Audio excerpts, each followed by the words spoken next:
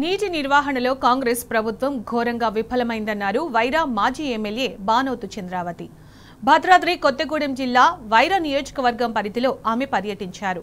వినోబా నగర్ దగ్గర సీతారామ ప్రాజెక్టు పరిధిలోని Wyra lift canal పనులను రైతులతో కలిసి పరిశీలించారు. సర్కార్ నిర్లక్ష్యం వల్లే పనులు నత్తనడకన సాగుతున్నాయని చంద్రావతి విమర్శించారు. త్వరగా కెనాల్ పనులు పూర్తి చేసి రైతులకు నీళ్లు అందేలా చూడాలని ప్రభుత్వాన్ని డిమాండ్ చేశారు. రైతులు చెప్తున్నటువంటి ఇబ్బందులు చూస్తూ ఉంటే చాలా బాధేస్తూ ఉంది. ఎందుకంటే ఇప్పుడు రైతులు పొలం ఇచ్చిన రైతులకేమో వాటర్ అందటం లేదు, అది ఒక భాగం. ఇచ్చిన తర్వాత కూడా చాలా మందికి ఈరోజు నష్టపరిహారం అనేది ఇంకా అందలేదు అనేది వాళ్ళు ముఖ్యంగా చెప్తా ఉన్నారు. ఇటు జూలూరుపాడు కానీ ఏనుకూరు మండలాల్లో కానీ ఇక్కడ ఉన్నటువంటి రైతులకు ఇంకా అందలేదు. ఇంకా గిరిజనులు ఇలా ఇబ్బంది పడుతూ ఉన్నారు. ఇది ఒక మెయిన్ పాయింట్. అయితే కనుక మనకి వైరా రిజర్వాయర్కి నీళ్ళు ఇస్తామని ఏ రకంగా లింక్ ద్వారా ఇస్తామో అక్కడి నుంచి మేము అంతా అటు పంపిస్తాం ఇటు పంపిస్తాం అని చెప్తా ఉన్నారు.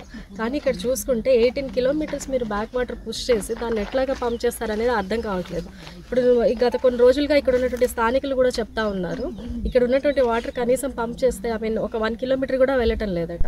అలా మీరు 18 కిలోమీటర్ ఎలా పంపించగలుచుకున్నారో మాకు ఇది ఒక ప్రశ్నగా మిగులుతూ ఉంది. మరి దీనికి ఆఫీసర్స్ సమాధానం చెప్పాలి.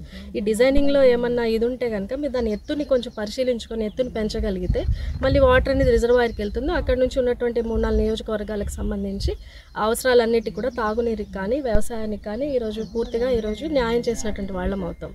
కేసీ గారి హయాంలో మనకి అలాట్ చేసినటువంటి ఫండ్స్ కానీ లేకపోతే పని జరిగినటువంటి తీరు కానీ ఇప్పుడు చూస్తే కనుక ఫండ్స్ అలాట్మెంట్ కానీ పని చేస్తున్నటువంటి తీరు కానీ చూస్తే ఎంతో వ్యత్యాసం ఉందనేది ఈరోజు ప్రజలే చెప్తా ఉన్నారు. అప్పుడు ఎంత స్పీడ్గా జరిగినా ఇప్పుడు ఇంత నత్తనడక జరుగుతూ ఉన్నాయి. ఫండ్స్ అలాట్మెంట్ అనేది బడ్జెట్లో కూడా సరైనటువంటి అలోకేషన్ లేకపోవడం, అదేవిధంగా అలాట్ అయినటువంటి ఫండ్స్ కూడా ఈరోజు స్పీడ్గా వర్క్ ఎగ్జిక్యూట్ చేయలేకపోవడం, అక్కడ ఉన్నటువంటి కాంట్రాక్టర్లు కూడా చాలామంది ఈరోజు వెనక్కి వెళ్తున్నటువంటి పరిస్థితి వింటూ ఉన్నాము.